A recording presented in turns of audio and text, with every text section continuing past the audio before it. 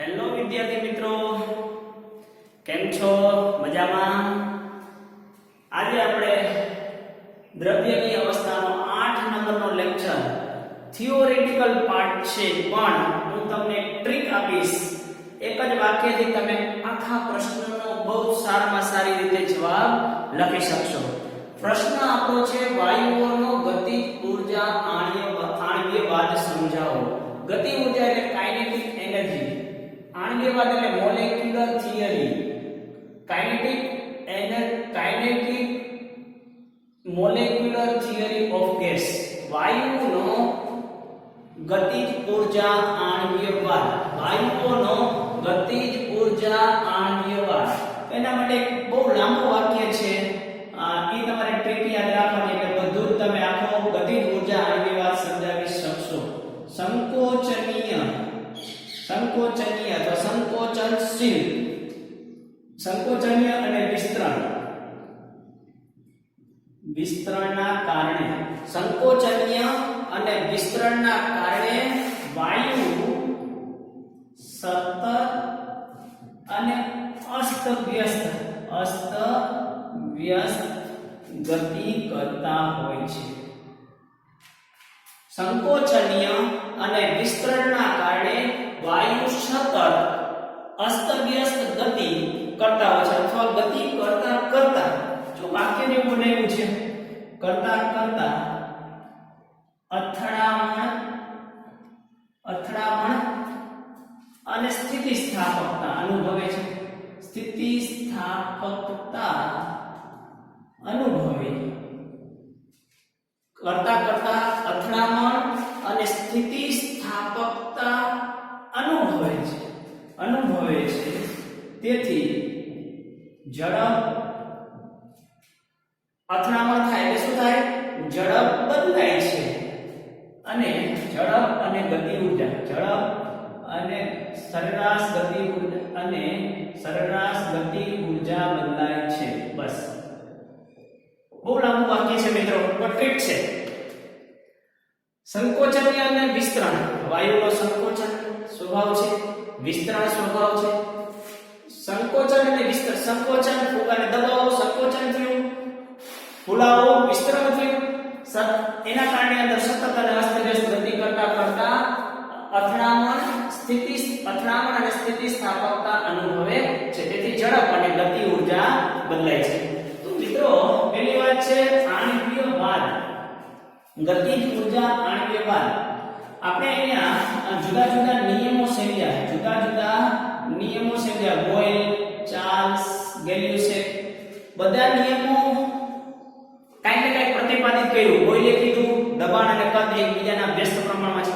દબાણ વધારો કદ ઘટે છે, દબાણ ઘટાડો કદ વધે છે. દબાણ અને કદને કેવો સંબંધ છે? વ્યસ્ત સંબંધ છે. પરંતુ એ બોયલ સાહેબે ધારી લીધું p ચલે છે 1/v, પરંતુ આપણને હજી એની અંદર કંઈક વિચારવાનું મન થાય. વૈજ્ઞાનિકોને નિયમ પ્રતિપાદિત કર્યા પછી તેને તેમાં રસ હોય કે વાયુઓનો સ્વભાવ કેવો છે, અથવા તેના આણ્વિય સ્તરે શું થતું હશે. દબાણ વધારીએ તો કદમાં ઘટાડો થાય છે, તો આણ્વિય સ્તરે શું થતું હશે? તો વાયુને સૈદ્ધાંતિક રીતે સમજવા માટેનો વાદ, જેને ગતિજ ઊર્જા આણ્વિયવાદ તરીકે ઓળખવામાં આવે છે. તો અહીંયા મિત્રો આણ્વિયવાદના જુદા જુદા એના માટેના પોસ્ટ્યુલેટ છે, એટલે કે અભિધારણા. વાયુના ગતિજ ઊર્જા આણ્વિયવાદની અભિધારણાઓ. તો પહેલી અભિધારણા છે કે વાયુ કેવો છે? સંકોચનીય છે. વાયુ જે છે, શા માટે સંકોચનીય છે? તો કે વાયુના કણો એકબીજાથી દૂર ગોઠવાયેલા હોય છે. તેના પર દબાણ લગાડવાથી તે સંકોચાય છે. એટલે કે વાયુનો સ્વભાવ કેવો છે? સંકોચનીય છે. બરાબર છે. વાયુનો સ્વભાવ કેવો છે? સંકોચનીય છે. અને વાયુના અણુઓ દૂર હોવાથી વચ્ચે ખાલી જગ્યા છે, અને વાયુ વિસ્તરણ પામે છે. તેથી વાયુ શું છે? એની વચ્ચેનું આંતર આણ્વીય આકર્ષણ બળ, આંતર આણ્વીય પારસ્પરિક ક્રિયા અથવા આંતર આણ્વીય આકર્ષણ બળ ખૂબ જ જ ઓછું હોય છે. આંતર આણ્વીય આકર્ષણ બળ ખૂબ જ ઓછું હોય છે, જેના કારણે વાયુ વિસ્તરણ પામે છે. એને જે આકારના પાત્રમાં લેવામાં આવે તેવું તેનું કદ આકાર ધારણ કરે છે. ખરેખર તેનો આકાર જોઈ શકાતો નથી, પરંતુ એવું સમજી લઈએ કે વાયુ એનું વિસ્તરણ થઈ ગયું, વિસ્તરણ જેટલું થવાનું હતું, તો એનો નિશ્ચિત આકાર હોવો જોઈએ, પરંતુ એ આકારને આપણે જોઈ શકતા નથી. ઓકે, જો મિત્રો મુદ્દાઓ નહીતર યાદ નહીં રહે, આ વાક્ય તમારે ધ્યાન રાખવાનું છે. સંકોચનીય અને વિસ્તરણના કારણે વાયુ સતત અને અસ્તવ્યસ્ત ગતિ કરતા અથડામણ અનુભવે છે. અથડામણ અને સ્થિતિસ્થાપકતા અનુભવે છે. તેથી ઝડપ અને ગતિ ઊર્જા બદલાય છે, જેને આપણે ગતિ ઊર્જા આણ્વીય વાદ તરીકે ઓળખીએ છીએ. ઓકે, વાયુ કેવી ગતિ કરે છે? સતત અને અસ્તવ્યસ્ત. તો વાયુના કણો સતત અને અસ્તવ્યસ્ત ગતિ કરતા હોય છે. પાત્રની દિવાલ સાથે એકબીજા સાથે અને પાત્રની દિવાલ સાથે એકબીજા સાથે અને પાત્રની દિવાલ સાથે અથડામણ અનુભવે છે. અસ્તવ્યસ્ત ગતિ કરતા અથડામણ અનુભવે છે. હજી અથડામણનો એક મુદ્દો છે કે આ અથડામણ જે છે એ સ્થિતિસ્થાપક છે. અથડામણ કેવી છે? અથડામણ સ્થિતિસ્થાપક છે. એનો મતલબ એવો થયો કે અથડામણ પહેલાની એટલે કે પ્રારંભિક ઊર્જા અને અથડામણ પછીની ઊર્જા નો બેઝિક સરવાળો સમાન હોવો જોઈએ.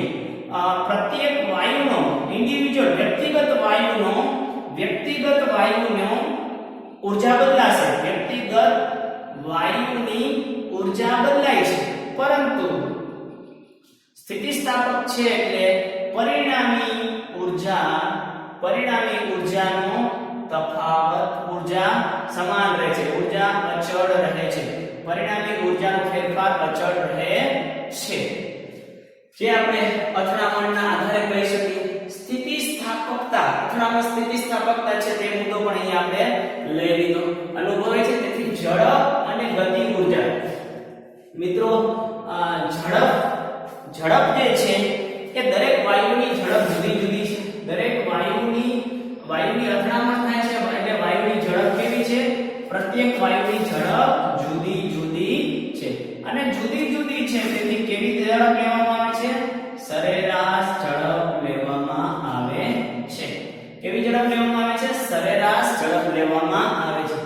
જો ઝડપ શૂન્ય થઈ જાય એટલે કે વાયુની ગતિ ઊર્જા શૂન્ય થઈ જાય, વાયુની ઝડપ 0, ગતિ ઊર્જા શૂન્ય થઈ જાય, તો તે નિશ્ચિત આકાર ધારણ કરી શકે, જેને આપણે જોઈ શકતા નથી. ઓકે, ઝડપ અને ગતિ ઊર્જા બદલાય છે. તો એની સામાન્ય રીતે ગતિ ઊર્જામાં અથડાય એટલે એની ગતિ ઊર્જામાં શરૂઆતની ગતિ ઊર્જા બધાની સમાન લેવી. શરૂઆતમાં પ્રત્યેક વાયુના કણની ગતિ ઊર્જા સમાન હોય છે, પરંતુ અથડામણ પછી તેની ગતિ ઊર્જામાં ફેરફાર થાય છે. અને પરિણામી ગતિ ઊર્જા પણ કેવી લેવામાં આવે છે? સરેરાશ ગતિ ઊર્જા લેવામાં આવે છે. તો ખાસ કરીને વાયુઓના ગતિ ઊર્જા આણ્વીય વાદ 6-7 મુદ્દાઓ છે. અહીં આપણે આજે આકારના કારણે અથડામણ થાય છે. જે અથડામણ જે છે એના કારણે દબાણ ઉત્પન્ન થાય છે. તો દબાણ કોના સમપ્રમાણમાં છે? તો કે એકમ ક્ષેત્રફળમાં અથડામણ પામતા અણુઓની સંખ્યા ઉપર આધાર છે.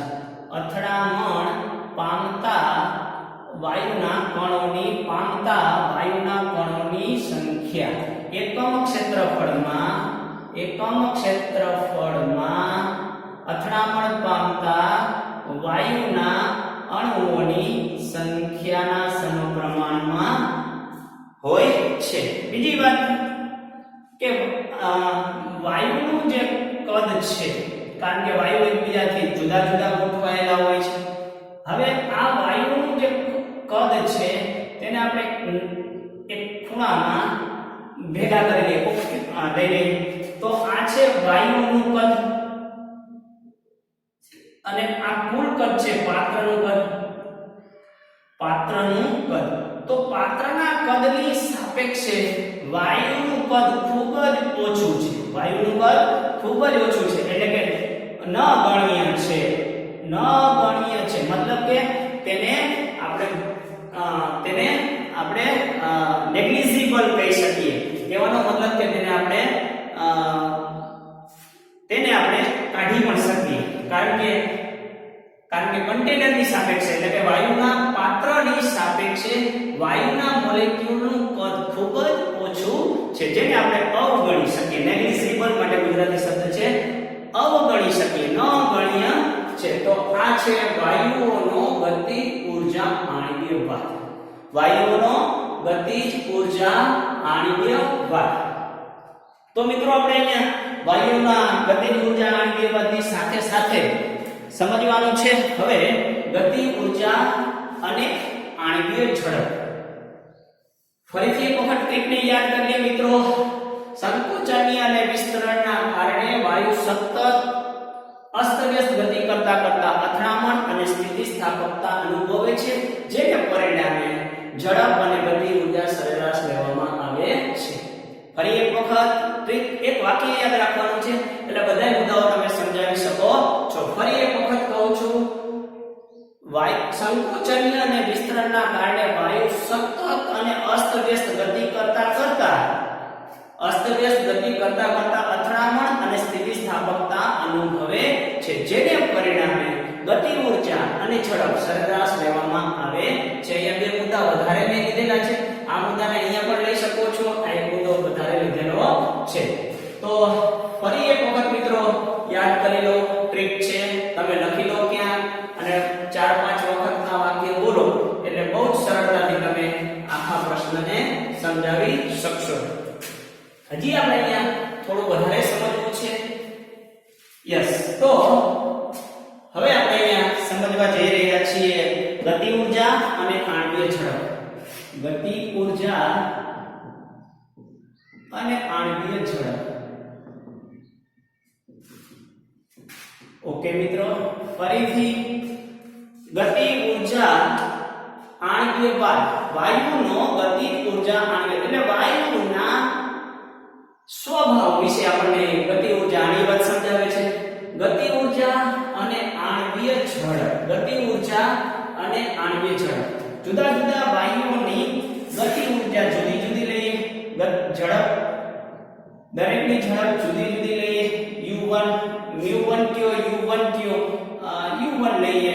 આપણે ટેક્સ્ટની અંદર u1 u2 u3 ગમે તે મુદ્દો લઈ શકો, કાઈ મને વાંધો નથી. u4 un જુદી જુદી ઝડપ છે. હવે મિત્રો આ ઝડપ જુદી જુદી છે એટલે આપણે કીધું કે એની ઝડપ કેવી લેવામાં આવે છે? સરેરાશ ઝડપ લેવામાં આવે છે, જેને આપણે u એવરેજ AV એટલે કે સરેરાશ ઝડપ લેવામાં આવે છે. આ સરેરાશ ઝડપ કેવી રીતે દર્શાવાય? u1 u2 u3 u4 છેદમાં n અણુઓની સંખ્યા. તો આ છે સરેરાશ ઝડપ. શા માટે સરેરાશ ઝડપ લેવામાં આવે છે? પ્રત્યેક વાયુના શરૂઆતમાં બધાની ઝડપ સમાન હોય છે, પરંતુ અથડામણ પછી દરેક વાયુના કણોની ઝડપ જુદી જુદી હોય છે. તેથી ઝડપ કેવી લેવામાં આવે છે? સરેરાશ ઝડપ લેવામાં આવે છે. જેવી રીતે એક જ તાલુકાના જુદા જુદા ગામમાં થયેલ વરસાદ જુદો જુદો હોય છે, એટલે વરસાદ કેટલો થયો એના માટે સરેરાશ વરસાદ કેટલો થયો એવું પૂછવામાં આવે છે. સેમ અહીંયા છે ઝડપ. તો મિત્રો મેક્સવેલ અને બોલ્ટ્ઝમાન નામના વૈજ્ઞાનિકે ઝડપની વહેંચણી વાયુના ઝડપનો આલેખ દોરવાનો પ્રયત્ન કર્યો. તેમને ખાસ કરીને બે વસ્તુ સમજાવી કે અણુઓની ઝડપ બે બાબત ઉપર આધાર રાખે છે, એક તાપમાન અને એક આણ્વીય દળ. બરાબર મુદ્દાને સમજી લઈએ. બંને માટે એક ગ્રાફને સમજવાનો છે. તાપમાન પર આધાર રાખે છે, પણ તે પહેલા આપણે સમજી લઈએ સરેરાશ ઝડપ ઓકે, તો અહીંયા છે અણુઓની સંખ્યા,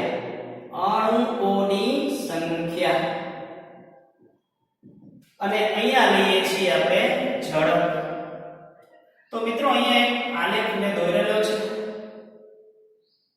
ઓકે, જેના ઉપરથી તમે કહી શકો કે ખૂબ જ ઓછી ઝડપ અને ખૂબ જ વધુ ઝડપ ધરાવતા અણુઓની સંખ્યા ઓછી છે. આલેખ ઉપરથી એક કારણ તમે શું કાઢી શકો? ખૂબ જ ઓછી ઝડપ અને ખૂબ જ વધુ, ખૂબ જ ઓછી અને ખૂબ જ વધુ ઝડપ ધરાવતા અણુઓની સંખ્યા કેવી છે? ઓછી છે. અણુઓની સંખ્યા ખૂબ જ ઓછી છે. ઓકે મિત્રો, બરાબર સમજી લઈએ. આ જે છે જેને આપણે કહીએ છીએ મહત્તમ સંભાવ્ય ઝડપ, મેક્સિમમ પ્રોબેબિલિટી, મહત્તમ સંભાવ્ય ઝડપ. હવે એના માટે મહત્તમ સંભાવ્ય ઝડપ કોને કહેવાય? સરેરાશ ઝડપ આપણે જોઈ લીધું. હવે આપણે જોવા જઈ રહ્યા છીએ મહત્તમ સંભાવ્ય ઝડપ. તો મહત્તમ સંભાવ્ય ઝડપ નું વાત કરીએ આપણે. મહત્તમ સંભાવ્ય ઝડપ. ઓકે, તો કોને કહેવાય મહત્તમ સંભાવ્ય ઝડપ? આલેખ ઉપર જુઓ, જ્યાં અણુઓની ઝડપ મહત્તમ હોય, મહત્તમ સંભાવ્ય ઝડપ, જે અહીં જો તમે ટોચ ઉપર છે, ટોચ ઉપર અણુઓની ઝડપ કેવી છે? મહત્તમ.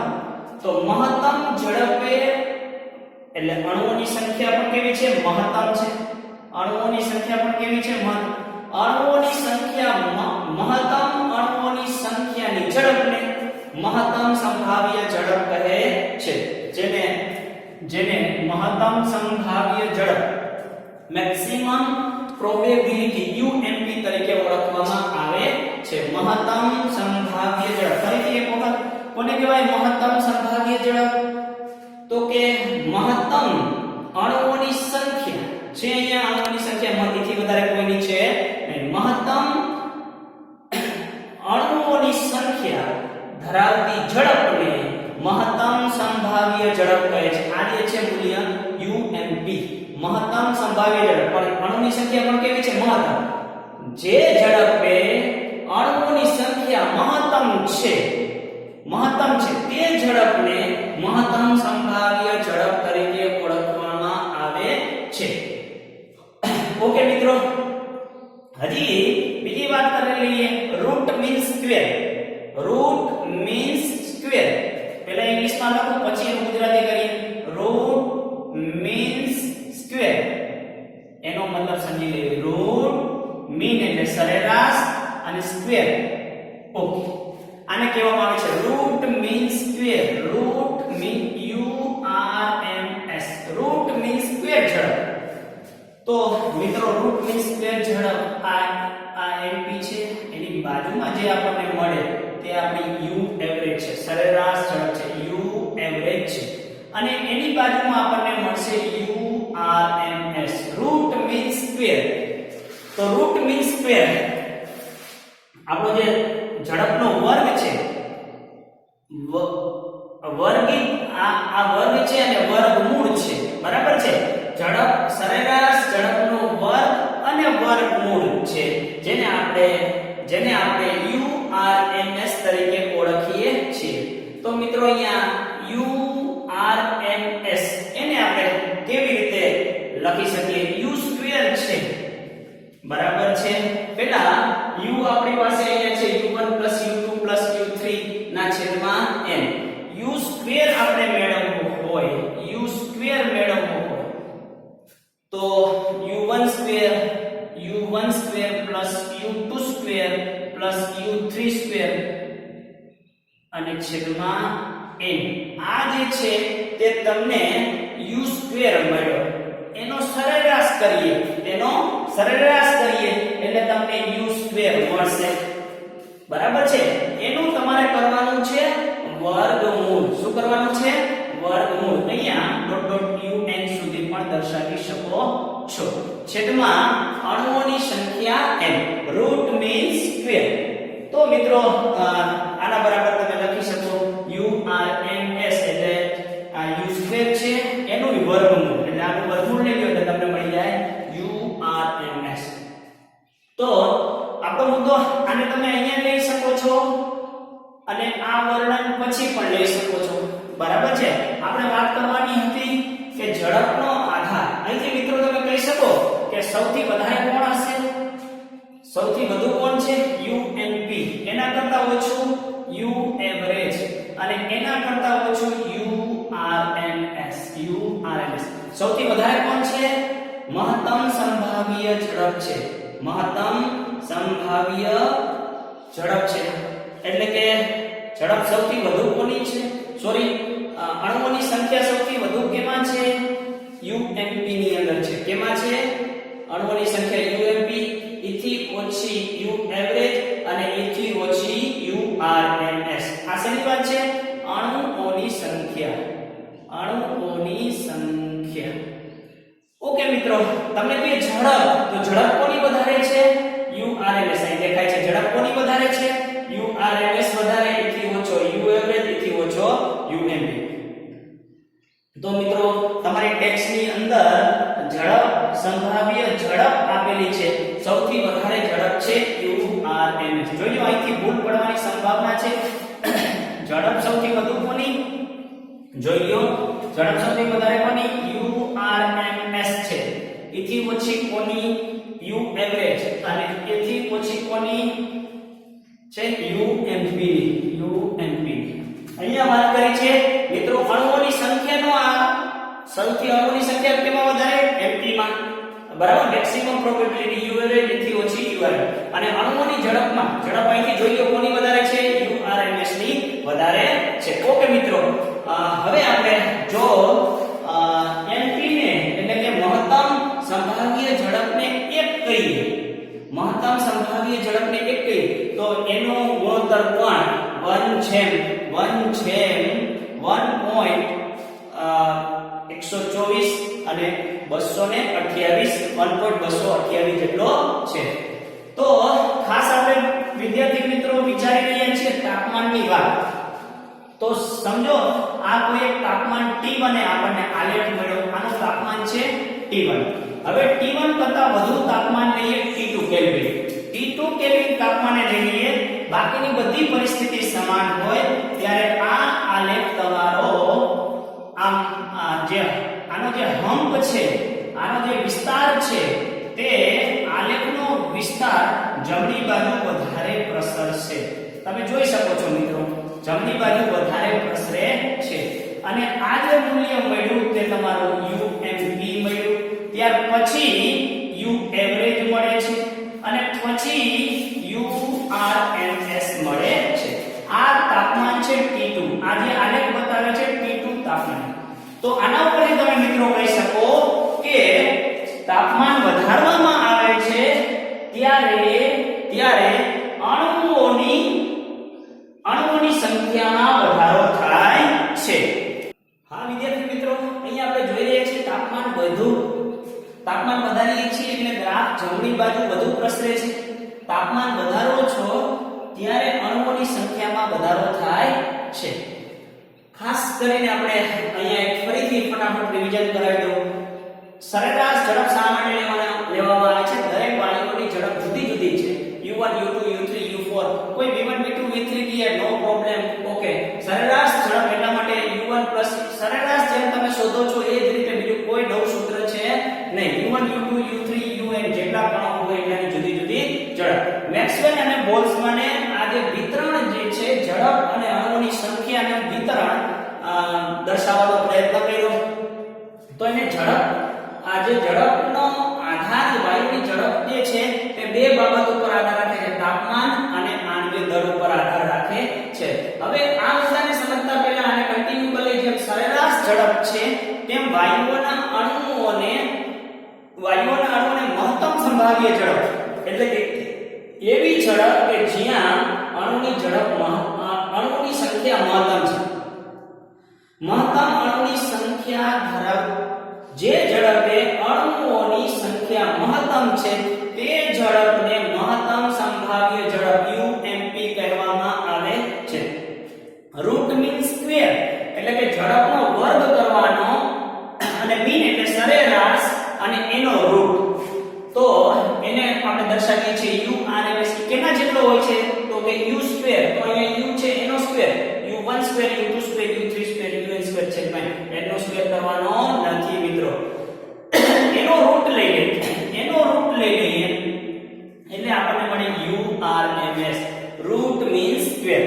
તો અહીંયા તમે જોઈ શકો છો ઝડપ સૌથી વધારે કોની છે તો કે URMS ની છે. ઝડપ સોરી પહેલા હું કહું છું હજી ફરીથી જોઈ લો.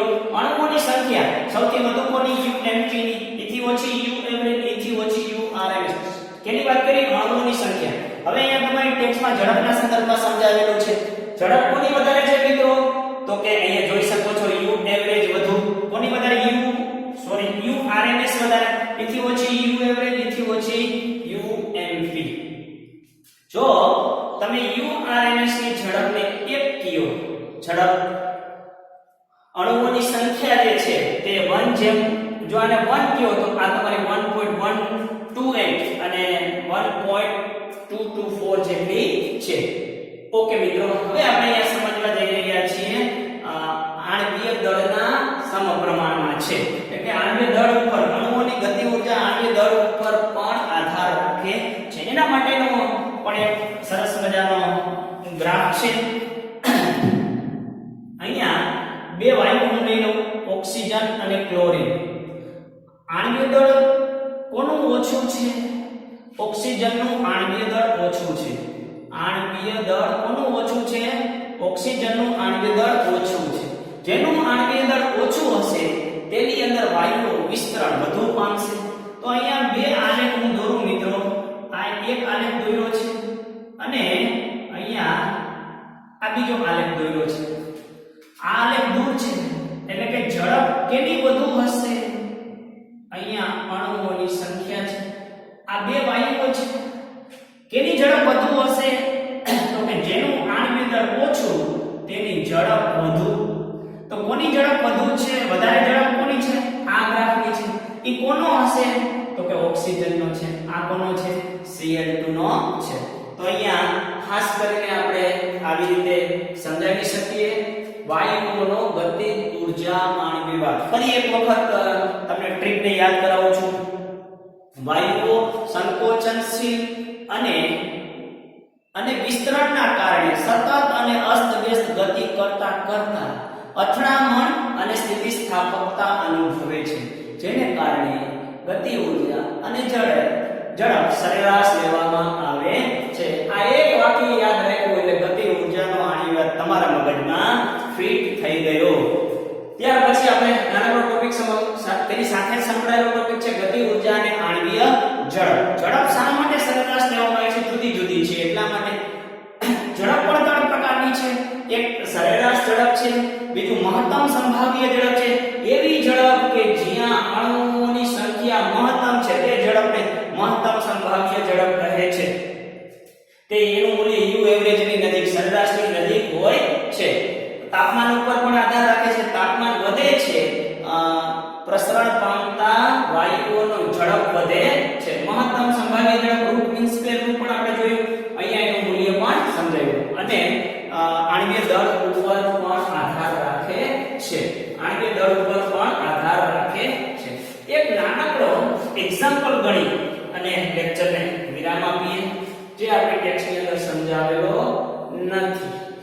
વિદ્યાર્થી મિત્રો, નાનકડો એક એક્ઝામ્પલ કરી અને આ લેક્ચરને પૂર્ણ કરીએ. 8 ગ્રામ મિથેનની 27 સેન્ટીગ્રેડ તાપમાને ગતિ ઊર્જા શોધો. મિથેનની ગતિ ઊર્જા શોધવાની છે. ગતિ ઊર્જા માટે સૂત્ર છે 1/3/2 RT. n એ અણુઓની સંખ્યા, મોલ છે, અણુઓના મોલ. 3 R છે જૂલની અંદર, એકમ લેવાનો 8.314 જૂલ, અને T તાપમાન છે કેલ્વિનમાં. ઓકે મિત્રો, તો પહેલી વાત છે 8 ગ્રામ મિથેન એટલે તમારે એના મોલ શોધવા પડે. મોલ એટલે દળના છેદમાં આણ્વીય દળ. તો મિત્રો દળ કેટલું છે? 8 ગ્રામ. આણ્વીય દળ 12 ને 4 16. 8 ના છેદમાં 16 એટલે 1 ના છેદમાં 2 અથવા 0.5 જે લેવું હોય તે લઈ શકો છો. તાપમાન છે 27 સેન્ટીગ્રેડ પ્લસ 273 એટલે એનો આન્સર તમને મળશે 300 કેલ્વિન. હવે ગતિ ઊર્જા શોધવી છે. એના માટેનું સૂત્ર છે n ગુણ્યા 3/2 RT. સૂત્રને યાદ રાખવાનું છે. તારવી પણ શકાય, પણ આપણે અહીંયા ગતિ ઊર્જા 1/2 mv2 તમે જેમ જાણો છો 1/2 mv2 પણ લખી શકાય. 1/2 mv2. જો તમે m અને v આપ્યા હોય તો ગતિ ઊર્જા શોધી શકાય. અહીંયા બીજી એક રીત ગતિ ઊર્જા શોધવાની છે 1 ગુણ્યા 3/2 RT. n એટલે મોલ તમને મળ્યા 0.5 અથવા 1/2 3/2 જૂલ ની અંદર 8.314 અને તાપમાન છે 300 કેલ્વિન જે તમારો આવે તે આન્સર ઓકે તો મિત્રો અહીંયા તમે તમારી રીતે કેલ્ક્યુલેશન કરી અને ગતિ ઊર્જા જે આન્સર આવે તે જૂલ ની અંદર આવશે ઓકે મિત્રો તો આશા રાખું છું કે તમે બરાબર સમજી ગયા હશો ફરીથી એક વખત અહીંયા આ મુદ્દા ઉપર ધ્યાન આપો કદાચ તમારી મિસઅન્ડરસ્ટેન્ડિંગ ન થાય એટલા માટે ફરીથી આના ઉપર ફરીથી ધ્યાન આપો સૌથી વધારે ઝડપ કોની છે વધારે પેલા u mp આવ્યું પછી u એવરેજ આવ્યો પછી u rms આવ્યો તમારા આલેખની અંદર બરાબર છે આલેખની અંદર એટલે સૌથી વધારે ઝડપ કોની u rms ની એથી ઓછી ઝડપ અહીંયા u rms ઓછી ઝડપ યસ mp ની સૌથી ઓછી એટલે સૌથી વધુ ઝડપ રૂટ મીન સ્ક્વેર એથી એવરેજ ની ઓછી એથી મહત્તમ સંભાવ્ય ઝડપ જો મહત્તમ સંભાવ્ય ઝડપને 1 કહીએ તો એના કરતા વધારે કેટલી છે 1.128 જેટલી અને આ એથી વધારે આના કરતા 1.224 જેટલી છે એટલે ગુણોત્તર છે 1:1.124 તો મિત્રો બહુ મજાનો ટોપિક છે થિયોરેટિકલ ટોપિક છે પણ થિયોરેટિકલ ટોપિકને મેં ખૂબ જ હળવો કરી દીધો છે કારણ કે તમને બહુ જબરદસ્ત ટ્રીક આપેલી છે યસ જબરદસ્ત ટ્રીક છે ફરી એક વખત યાદ કરી દઈએ વાયુ સંકોચનીય અને વિસ્તરણના કારણે વાયુ શબ્દ અહીંયા રાખો ત્યાં કારણે વાયુ સતત અને અસ્તવ્યસ્ત ગતિ કરતા અથડામણ ફરી એક વખત વાયુ ગુણધર્મ તમને ખબર છે સંકોચનીય અને વિસ્તરણના કારણે વાયુ સતત અને અસ્તવ્યસ્ત ગતિ કરતા અથડામણ અને સ્થિતિસ્થાપકતા અનુભવે છે જેને કારણે ઝડપ અને ગતિ ઊર્જા સરેરાશ છે એટલે બધા મુદ્દાઓ તમે લખી શકશો બહુ મજાનો ટોપિક છે અહીંયા જ વિરામ આપું છું મિત્રો રજા લઉં છું થેન્ક યુ વેરી મચ